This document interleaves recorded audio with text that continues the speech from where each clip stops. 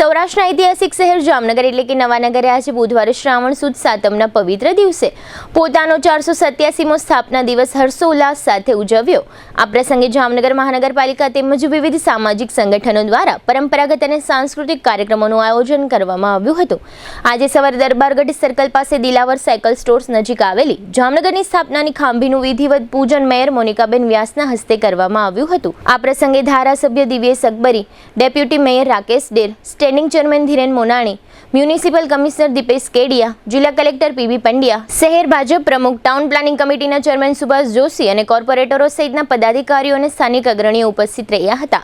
ખાંભી પૂજન બાદ મહાનુભાવોએ જામનગરમાં તળાવની પાળ અને લાલ બંગલા સર્કલ સહિતના વિવિધ સ્થળોએ આવેલી પૂર્વ રાજવીઓ સહિતના મહાનુભાવોની વિવિધ પ્રતિમાઓને પુષ્પહાર અર્પણ કરી શ્રદ્ધા સુમન પાઠવ્યા હતા। આ તકે મેયર મોનિકાબેન વ્યાસે આપેલી વિગતો પ્રસ્તુત છે। આજરોજ જામનગરનો 487મો સ્થાપના દિવસ છે। એ સ્થાપના દિન દિવસે હું સર્વ નગરજનોને પહેલા સૌપ્રથમ તો હાર્દિક શુભેચ્છા પાઠવું છું।